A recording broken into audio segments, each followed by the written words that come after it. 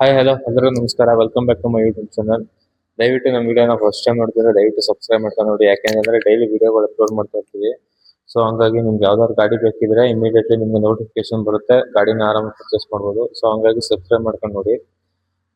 ಮತ್ತೆ ನೀವು ಯಾವ್ದಾದ್ರು ಗಾಡಿ ಕೊಡಂಗಿದ್ರೆ ದಯವಿಟ್ಟು ನಮ್ಮ ಡಿಸ್ಕ್ರಿಪ್ಷನ್ ಮೇಲ್ ಐಡಿ ಕೊಟ್ಟಿದ್ದೀವಿ, ಮೇಲ್ ಐಡಿಗೆ ನಿಮ್ಮ ಗಾಡಿ ಫೋಟೋಸ್ ಇದ್ರೆ ಶೇರ್ ಮಾಡಿ.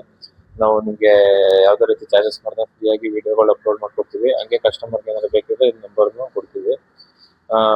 ಮತ್ತೆ ಇನ್ನೊಂದೇನಪ್ಪಾ ಅಂತಂದ್ರೆ, ನೀವು ಏನಾರ ಗಾಡಿ ತಗೊಳ್ಳುವಾಗ ಸೆಕೆಂಡ್ಸ್ ಅಲ್ಲಿ ದಯವಿಟ್ಟು ನೋಡಿ ಚೆಕ್ ಮಾಡಿ ತಗೊಳ್ಳಿ. ಯಾಕಂದ್ರೆ ಸೆಕೆಂಡ್ಸ್ ಗಾಡಿಗಳು ಆಲ್ಮೋಸ್ಟ್ ಒಂದು 40% 50% ಪ್ರಾಬ್ಲಮ್ ಇರುವಂತ ಗಾಡಿಗಳನ್ನ ಸೇಲ್ ಮಾಡಕ್ ನೋಡ್ತಾರೆ. ಸೊ ಹಂಗಾಗಿ ನೀವು ಒಂದ್ ಸ್ವಲ್ಪ ಕೇರ್ಫುಲ್ ಆಗಿ ನೋಡ್ಕೊಂಡು, ಅಂದ್ರೆ ಜೆನ್ಯೂನ್ ಕೊಡೋರು ಇರ್ತಾರೆ, ಏನು ಪ್ರಾಬ್ಲಮ್ ಇದ್ದು ಕೊಡೋ ತರ ಇರ್ತಾರೆ. ಸೊ ಹಂಗಾಗಿ ನೋಡ್ಕೊಂಡು ಚೆಕ್ ಮಾಡ್ಕೊಂಡು ತಗೊಳ್ಳಿ. ಯಾಕಂತಂದ್ರೆ 3 ಲಕ್ಷ 4 ಲಕ್ಷ 5 ಲಕ್ಷ 10 ಲಕ್ಷ ಅಂತ ತಗೊಳ್ತೀರಾ. ಸೊ ನೀವು ತಗೊಂಡು ಒಂದ್ ವಾರ ತಿಂಗಳಿಗೆಲ್ಲ ಮತ್ತೆ ಖರ್ಚು ಮಾಡುವಂತ ಪರಿಸ್ಥಿತಿ ಬರಬಾರ್ದು ಮತ್ತೆ. ಸೊ ಹಂಗಾಗಿ ನೋಡಿ ಮಾಡಿ ಗಾಡಿನ ತಗೊಳ್ಳಿ. ಆಲ್ಮೋಸ್ಟ್ ಆಕ್ಸಿಡೆಂಟ್ ಆಗಿರೋ ವೆಹಿಕಲ್ ನ ತಗೊಳ್ಳಿ. ಆಕ್ಸಿಡೆಂಟ್ ಆಗಿರೋದನ್ನ ತಗೊಳ್ದೇ ಇರೋಕೆ ಆಲ್ಮೋಸ್ಟ್ ಟ್ರೈ ಮಾಡಿ. ಯಾಕೆ ಅಂತಂದ್ರೆ ಅವು ಬಾಡಿ ಎಲ್ಲ ಅಪ್ಸೆಟ್ ಆಗಿರ್ತವೆ. ನೀವು ಎಲ್ಲರ ಫಾಸ್ಟ್ ಆಗಿ ಹೋಗುವಾಗ ಸ್ಟೆಬಿಲಿಟಿ ಇರಲ್ಲ ಗಾಡಿ, ಒಂದ್ ಸ್ವಲ್ಪ ಶೇಕಿಂಗ್ ಆಗೋದಾಗ್ಲಿ ಇನ್ನೊಂದಾಗ್ಲಿ ಮತ್ತೊಂದು. ಬ್ರೇಕ್ ಹೊಡೆದ್ರೆ ಅಷ್ಟೊಂದು ಕಂಡೀಷನ್ ಆಗಿರಲ್ಲ. ಸೊ ಹಂಗಾಗಿ ಆಕ್ಸಿಡೆಂಟ್ ಆಗಿಲ್ದವ್ರಂತ ಗಾಡಿನೇ ಆಲ್ಮೋಸ್ಟ್ ತಗೊಳಕ್ಕೆ ಟ್ರೈ ಮಾಡಿ. ಆಕ್ಸಿಡೆಂಟ್ ಆಗಿದ್ರೆ ಆಲ್ಮೋಸ್ಟ್ ಗಾಡಿನ ಇದ್ ಮಾಡೋದು ಬನ್ನಿ.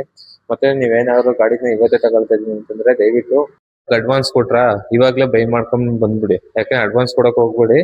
ಆಲ್ಮೋಸ್ಟ್ ಬೈ ಮಾಡ್ಕೊಂಡು ಹೋಗ್ಬಿಡಿ. ಇವತ್ತು ನೀವು ಅಡ್ವಾನ್ಸ್ ಕೊಟ್ಬಿಟ್ಟು ಒಂದ್ 2-3 ದಿನ ಬಿಟ್ಟು ನೀವು ಗಾಡಿ ತಗೊಳ್ತೀನಿ ಅಂತಂದ್ರೆ ಏನ್ ಮಾಡ್ತಾರೆ ಅಂದ್ರೆ, ಎಷ್ಟೋ ಜನ ಸ್ಪೇರ್ಗಳನ್ನ ಎಕ್ಸ್ಚೇಂಜ್ ಮಾಡ್ಬಿಡ್ತಾರೆ.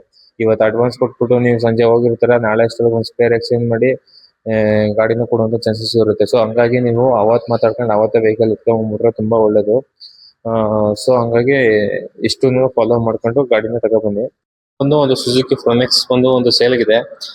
ಓನರ್ ಬಂದು ಫಸ್ಟ್ ಓನರ್ ಆಗಿರುವಂತದ್ದು. ಗಾಡಿ ಬಂದು 2023ನೇ ಮಾಡಲು. ಇನ್ಸೂರೆನ್ಸ್ ಬಂದು ಥರ್ಡ್ ಪಾರ್ಟಿ ರನ್ನಿಂಗ್ ಇದೆ, ಫಸ್ಟ್ ಪಾರ್ಟಿ ಲ್ಯಾಪ್ಸ್ ಆಗಿದೆ.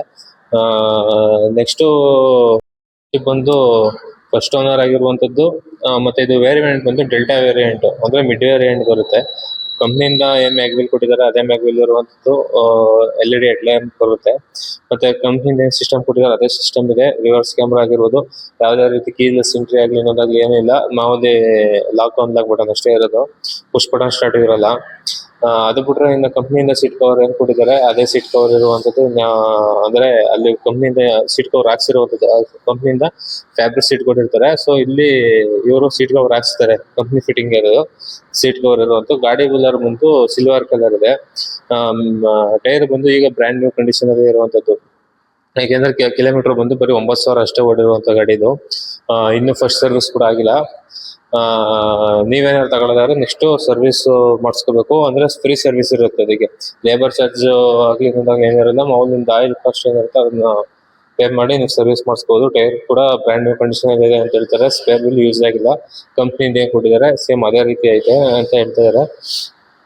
ಇನ್ನು ಅದು ಬಂದ್ರೆ ಅವ್ರ ಪ್ರೈಸ್ ಹೇಳ್ತಾ ಇರುವಂತದ್ದು 7,20,000 ಹೇಳ್ತಾ ಇದಾರೆ.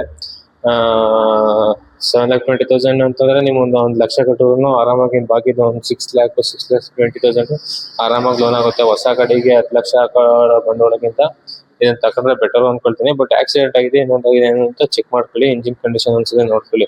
ಯಾಕೆಂತಂದ್ರೆ ಹೊಸಬ್ರು ಏನಾರ ಗಾಡಿ ತಗೊಬಿಟ್ರೆ ಏನಾಗುತ್ತೆ ಅಂತ ಅಂದ್ರೆ, ಅವ್ರಿಗೆ ಓಡ್ಸಕ್ ಬರ್ದೇನೆ ಕ್ಲಚ್ ಪ್ಲೇಟ್ ಎಲ್ಲ ಹೋಗ್ಸಿರುವಂತ ಚಾನ್ಸಸ್ ತುಂಬಾ ಜಾಸ್ತಿ ಇರುತ್ತೆ. ಸೊ ಹಂಗಾಗಿ ಇಂಜಿನ್ ಚೆಕ್ ಮಾಡ್ಕೊಳ್ಳಿ. ಹೊಸ ಗಾಡಿ ಅಂತ ಅಷ್ಟೊಂದು ನೆಗ್ಲೆಕ್ಟ್ ಮಾಡೋದು ಬೇಕಾಗಿಲ್ಲ. ತಗೊಳ್ಬೋದು, ಏನಾಗಲ್ಲ, ಹೊಸ ಗಾಡಿಯಲ್ಲೂ ಈಗ ಬಂದಿರೋದು ಅಂತ. ಯಾಕೆಂತಂದ್ರೆ ಇವಾಗ ಕಲ್ಸಿರೋಂತವ್ರು ಶೋಕಿಗೆ ಗಾಡಿ ತಗೊಬಿಡ್ತಾರೆ. ಅದು ಕ್ಲಚ್ ಪ್ಲೇಟ್ ಸರಿಯಾಗಿ ಯೂಸ್ ಮಾಡಕ್ ಬರಲ್ಲ ಅವ್ರಿಗೆ. ಸೊ ಹಂಗಾಗಿ ಬರ್ನ್ ಆಗಿರುವಂತ ಚಾನ್ಸಸ್ ಇರುತ್ತೆ, ಬೇರೆ ಇಶ್ಯೂ ಇರುತ್ತೆ ಇಂಜಿನ್. ಸೊ ಹಂಗಾಗಿ ಇಂಜಿನ್ ಆಗ್ಲಿ ಗಾಡಿನಾಗ್ಲಿ ಆಕ್ಸಿಡೆಂಟ್ ಆಗಿದೆ ಅಂತ ಅದೊಂದು ತಿಂಗಳಾಗಿರೋದನ್ನ ಸ್ವಲ್ಪ ಚೆಕ್ ಮಾಡಿ ಗಾಡಿನ ತಗೊಂಡ್ರೆ ಒಳ್ಳೇದು. ಯಾರು ಸುಮ್ನೆ ಗಾಡಿ ಕೊಟ್ಬಿಡಲ್ಲ. ಸೊ ಹಂಗಾಗಿ ಹೇಳ್ತಾ ಇದೀನಿ. ಸೊ ಚೆಕ್ ಮಾಡಿ ತಗೊಳ್ಳಿ. ಏನೇನ್ ಚೆಕ್ ಮಾಡ್ಬೇಕಪ್ಪ ಅಂತ ಅನ್ನೋದಾದ್ರೆ, ಬಾನೆಟ್ ಓಪನ್ ಮಾಡ್ಕೊಂಡು ಇಂಜಿನ್ ಸ್ಟಾರ್ಟ್ ಮಾಡ್ಕೊಳ್ಳಿ. ಇಂಜಿನ್ ಸ್ಟಾರ್ಟ್ ಮಾಡ್ಕೊಂಡು ಗಾಡಿನ ಒಂದ್ ಸ್ವಲ್ಪ ರೈಸ್ ಮಾಡಿ ಆಯಿಲ್ ಫಿಲ್ ಮಾಡುವಂತ ಕ್ಯಾಪ್ ಓಪನ್ ಮಾಡಿ ನೋಡಿ, ಅಲ್ಲಿ ಆಯಿಲ್ ಸ್ಪ್ರೆಡ್ ಆಗ್ತಿದೆ ಅಂತ ನೋಡಿ. ಇಲ್ಲ ಅಂತಂದ್ರೆ ಆಯಿಲ್ ಗೇಜ್ ಇರುತ್ತಲ್ಲ, ಆಯಿಲ್ ಗೇಜ್ ಓಪನ್ ಮಾಡಿ ಅದ್ರಲ್ಲಿ ಸ್ಮೋಕ್ ಬರ್ತಿದೆ ಇದೆ ನೋಡಿ. ಇದ್ರಲ್ಲಿ ಯಾವ್ದಾದ್ರು ಎರಡು ಒಂದು ಪ್ರಾಬ್ಲಮ್ ಬರ್ತಿದ್ರು ಗಾಡಿ ತಗೊಳಕ್ ಹೋಗ್ಬೇಡಿ. ಇಲ್ಲ ಎರಡು ಬರ್ತಿದೆ ಅಂದ್ರೆ ಮುಟ್ಟಕ್ಕೆ ಹೋಗ್ಬೇಡಿ ಗಾಡಿನ, ಅಲ್ಲೇ ಬಿಟ್ಬಿಟ್ಟು ಬಂದ್ಬಿಡಿ. ಯಾಕೆಂತಂದ್ರೆ ಅದು ಹೆವಿ ಇಂಜಿನ್ ಕೆಲ್ಸಕ್ಕೆ ಬರುತ್ತೆ. ಅಂದ್ರೆ 50-1 ಲಕ್ಷ ಆ ತರ ಎಲ್ಲ ಖರ್ಚು ಬೀಳುತ್ತೆ. ಸೊ ಹಂಗಾಗಿ ಆ ತರ ಏನಾದ್ರು ಪ್ರಾಬ್ಲಮ್ ಇತ್ತು ಅಂತಂದ್ರೆ ತಗೊಳಕ್ಕೆ ಹೋಗ್ಬಿಡಿ ಗಾಡಿನ. ಇನ್ನು ನೆಕ್ಸ್ಟ್ ಬಂದು ಫ್ರಂಟ್ ಎಲ್ಲ ಗಾಡಿ ಚೆಕ್ ಮಾಡಿ, ಸಣ್ಣ ಪುಟ್ಟ ಆಕ್ಸಿಡೆಂಟ್ ಆಗಿದೆ ಅನ್ನೋದು. ಯಾಕೆಂದ್ರೆ ಮೇನ್ ಬಂಪರ್ ಹೋಲ್ಡರ್ ಚೆಕ್ ಮಾಡಿ, ಬಂಪರ್ ಹೋಲ್ಡರ್ ಅಲ್ಲೇ ಬಂಪರ್ ಕೂತಿದ್ಯಾ ಅಂತ. ಯಾಕಂದ್ರೆ ಸ್ಕ್ರೂಗಳು ಹಾಕ್ಬಿಟ್ಟು ಬಂಪರ್ ನೇರದಲ್ಲೇ ಟಿಂಕರಿಂಗ್ ಮಾಡಿ ನಿಲ್ಸ್ಬಿಡ್ತಾರೆ. ಅದಕ್ಕೋಸ್ಕರ ಒಂದ್ ಸ್ವಲ್ಪ ಚೆಕ್ ಮಾಡ್ಕೊಂಡು ತಗೊಳ್ಳಿ, ಬಂಪರ್ ಹೋಲ್ಡರ್ ಅಲ್ಲಿ ಬಂಪರ್ ಕೂತಿದ್ಯಾ ಅಂತ. ಇಲ್ಲ ಬಂಪರ್ ಹೋಲ್ಡರ್ ಅಲ್ಲಿ ಕೂತಿದ್ರು ಸ್ವಲ್ಪ ನೀಟಾಗಿ ಅಲ್ಲೂ ಚೆಕ್ ಮಾಡ್ಕೊಳ್ಳಿ. ಆಕ್ಸಿಡೆಂಟ್ ಆಗಿರೋ ರಿಪ್ಲೇಸ್ಮೆಂಟ್ ಮಾಡಿರ್ತಾರೆ. ಸೊ ಹಂಗಾಗಿ ಬಂಪರ್ ಒಂದ್ ಸ್ವಲ್ಪ ಚೆಕ್ ಮಾಡ್ಕೊಂಡ್ರೆ ಗೊತ್ತಾಗುತ್ತೆ ಆಕ್ಸಿಡೆಂಟ್ ಆಗಿದೆಯೋ ಏನು ಅಂತ. ಅಕಸ್ಮಾತ್ ಟಿಂಕರಿಂಗ್ ಏನಾದ್ರು ಬಂಪರ್ ಅಲ್ಲಿ ಆಗಿತ್ತು ಅಂತಂದ್ರೆ ಆಕ್ಸಿಡೆಂಟ್ ಆಗಿರುತ್ತೆ ಅಂತ. ಬಟ್ ಏನು ರೀಸನ್ ಆಗಿದೆ ಅದೆಲ್ಲ ಕೇಳ್ಕೊಂಡು ನಿಮ್ಗೆ ಇಷ್ಟ ಆಯ್ತು ಅಂದ್ರೆ ತಗೊಳ್ಳಿ, ಇಲ್ಲ ಅಂದ್ರೆ ಬೇಡ. ಇನ್ನು ಅದ್ ಬಿಟ್ರೆ ನೆಕ್ಸ್ಟ್ ಏನ್ ಚೆಕ್ ಮಾಡ್ಬೋದಪ್ಪ ಅಂತಂದ್ರೆ ಫ್ರಂಟ್ ಬ್ಯಾಕ್ ಗ್ಲಾಸ್ ಮತ್ತೆ 4 ಪವರ್ ವಿಂಡೋಸ್ ಗಳೇನಿದೆ ಮತ್ತೆ ಕ್ವಾರ್ಟರ್ ಗ್ಲಾಸ್ ಏನಿದೆ ಅದೆಲ್ಲಾನು ಚೆಕ್ ಮಾಡಿ. ಅದ್ರಲ್ಲಿ ಎಲ್ಲಾ ಗ್ಲಾಸ್ ಮೇಲೂ ಬಾರ್ ಕೋಡ್ ಅನ್ನೋದೊಂದು ಇರುತ್ತೆ. ಆ ಬಾರ್ ಕೋಡ್ ಅಲ್ಲಿ ಎಲ್ಲಾ ಗ್ಲಾಸ್ಗೂ ಒಂದೇ ಬಾರ್ ಕೋಡ್ ಇರುತ್ತೆ, ನಂಬರ್. ಆ ನಂಬರ್ ಒಂದೇ ಸೀರಿಯಲ್ ನಂಬರ್ ಎಲ್ಲ ಸೇಮ್ ಮ್ಯಾಚ್ ಆಗ್ತಿದೆ ನೋಡಿ. ಯಾವ್ದಾದ್ರು ಒಂದೇನಾದ್ರು ಚೇಂಜ್ ಆಗಿತ್ತು ಅಂದ್ರೆ ಗ್ಲಾಸ್ ಹೊಡೆದೋಗಿದೆ ಅದು ಅಂತ. ಆ ಗ್ಲಾಸ್ ಹೊಡೆದೋಗಿರೋ ರೀಸನ್ ಬಂದು ಆಕ್ಸಿಡೆಂಟ್ ಆಗಿ ಹೊಡೆದೋಗಿರುತ್ತೆ, ಇಲ್ಲ ಅಪ್ಪಿ ಏನಾದ್ರು ಬಿದ್ದು ಹೊಡೆದೋಗಿರುತ್ತೆ. ಬಟ್ ಏನ್ ರೀಸನ್ ಅಂತ ಕೇಳ್ಕೊಳ್ಳಿ. ಆ ಹೊಡೆದೋಗಿರೋ ಜಾಗನ ಒಂದ್ ಸ್ವಲ್ಪ ಇನ್ಫೆಕ್ಷನ್ ಮಾಡಿ ಚೆಕ್ ಮಾಡ್ಕೊಳ್ಳಿ, ಟಿಂಕರಿಂಗ್ ಏನಾರು ಆಗಿದೆಯಾ ಅಂತ. ಅದೇನಾರು ಆಗಿತ್ತು ಅಂತಂದ್ರೆ ಕೇಳ್ಕೊಂಡು ಏನಾಗಿತ್ತು ಅಂತಂದ್ರೆ ಆಕ್ಸಿಡೆಂಟ್ ಆಗಿದ್ರೆ ಆಲ್ಮೋಸ್ಟ್ ತಗೊಳ್ದಾನೆ ವಾಪಸ್ ಬರೋಕೆ ಟ್ರೈ ಮಾಡಿ. ಇನ್ನು ಅದ್ ಬಿಟ್ರೆ ಇನ್ನು ಡೋರ್ಗಳದ್ದು ಹತ್ರ ಬೀಡಿಂಗ್ಗಳು ಇರುತ್ತೆ. ಆ ಬೀಡಿಂಗ್ ಒಂದ್ ಸ್ವಲ್ಪ ತೆಗೆದು ನೋಡಿ, ಅಲ್ಲಿ ಪಂಚಿಂಗ್ ಸೀಲ್ಗಳು ಇರುತ್ತೆ. ಅದೇನಾರು ಹೋಗಿದೆ ಅನ್ನೋದು ಒಂದ್ ಸ್ವಲ್ಪ ಚೆಕ್ ಮಾಡ್ಕೊಂಡು ಗಾಡಿನ ಆಲ್ಮೋಸ್ಟ್ ಇದ್ ಮಾಡ್ಕೊಂಡು ಬೈ ಮಾಡಿ. ಏನಕ್ಕಪ್ಪ ಹೇಳ್ತಾ ಇರೋದು ಅಂತಂದ್ರೆ ನಿಮ್ಗೆ